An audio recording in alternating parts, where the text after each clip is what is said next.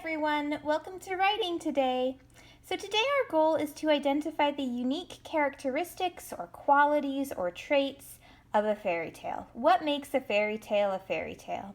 You're then going to use those characteristics to adapt a true moment from your spring break into a fairy tale. First, you'll start by planning out your moment from spring break, making sure it has a beginning, a middle, and an end.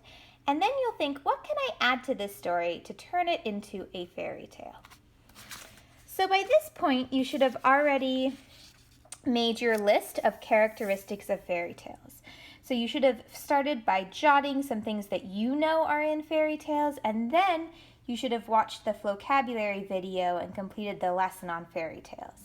So my list after doing those two things is this. I know that fairy tales have magic. I know that fairy tales have mystical creatures, giants, witches, and fairies. I know that fairy tales have a happy ending, and I know that often there's a word or phrase that's repeated over and over again, like fee, fi, fo, fum in Jack and the Beanstalk. Your list might look really different, and I hope that you shared your ideas on Google Classroom so we can all see what you think. So now that you have that list, you're going to think about a moment in your spring break, and you're going to think about the beginning of that moment, the middle of the moment, and the end of that moment. Using either sticky notes or you can just draw 3 small boxes on a piece of paper, you're going to draw out what happened in the beginning of this moment over spring break, the middle, and the end. And these can be very ordinary, boring moments. So mine is just about making pancakes on a Saturday morning. So here's my spring break moment. So in the beginning of this moment, Nick said to me, "Let's make pancakes." And I said, okay. And so then we got out our griddle and our mixing bowl and we started to mix everything together and get ready to make our pancakes. Then we heard this meow coming from the next room. It was a screeching meow, like something terrible had happened. So Nick and I both ran into the living room and we saw that Tybalt was meowing because his favorite toy was destroyed. He'd pulled it apart and there was catnip all over the floor and there was a huge mess. So I was going, "Oh no," and Nick was cleaning up the mess. Meanwhile, we completely forgot about the pancakes which were on the stove. We started to smell a very burnt smell, however, and so we ran into the kitchen thinking, "Oh no, our pancakes." And then we saw them. They were completely black, charred from the inside out. And I thought to myself, burnt pancakes, yuck. And Nick pulled out the cereal box and said, "Cereal instead?" By this point, Tybalt was perfectly happy again and had forgotten all about his torn up toy. The end. So that's my spring break story without any fairy tale elements. My next step is that I'm going to add in some fairy tale elements so that this turns into a fairy tale. So I'm going to look back at my list. Here it is, right here. Characteristics of fairy tales. And first I'm going to see, I could add some magic to my story. I could add some mystical creatures, giants, witches, fairies. I could add a happy ending. So maybe instead of just looking at my burnt pancakes, something happy could happen. Or I could add a word or phrase that's repeated over and over again.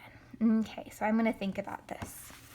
The first thing I'm thinking, I'm going to do a word or phrase that's repeated over and over again. Maybe in the beginning, instead of just saying, okay, I could say something like, yee, yah, yum, yum, my tummy rumbles. Let's have some fun. That would be a phrase I could add in. So I'm going to add that down here so I remember. One fairy tale element I'm going to add is yee, yai, yum, yum. My tummy rumbles.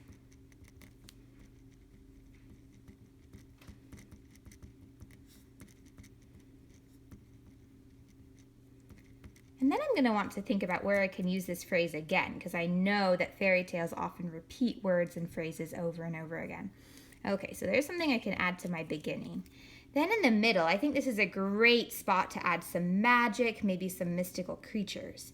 So instead of just having Nick and I run out here and seeing the broken toy, I'm wondering if there could be a fairy. I'm going to write this here. So a fairy in the kitchen.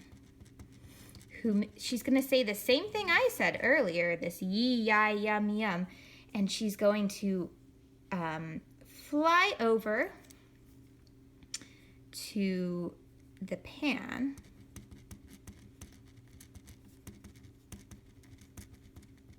and sprinkles fairy dust on the pancakes.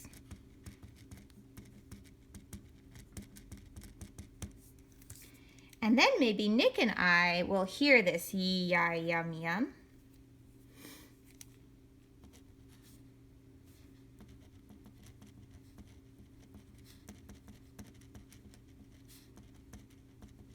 And we run into the kitchen.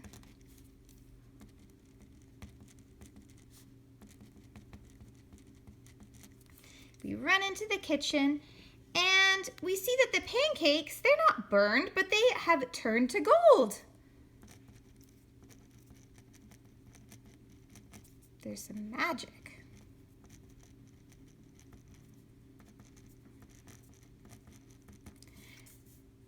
So now we have a happy ending. We still can't have pancakes for breakfast because they're gold, but we have these two amazing golden pancakes.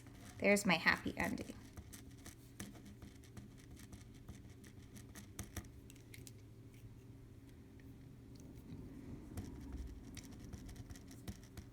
The end. And they all lived happily ever after.